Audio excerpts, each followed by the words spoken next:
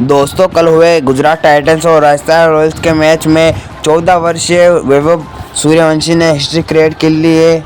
ये आईपीएल के पहले युवा बल्लेबाज हैं जिन्होंने सबसे कम गेंदों में अर्धशतक और 35 बॉलों में इन्होंने शतक कंप्लीट कर लिए है, सेंचुरी कंप्लीट की है। कुल मिला के इन्होंने अपनी पारी में 11 छक्के और 8 चौके लगा के सेंचुरी कंप्लीट की थी और ये राजस्थान के सबसे पहले प्लेयर है जो एक ही पारी में सबसे ज़्यादा छक्के लगाए थे।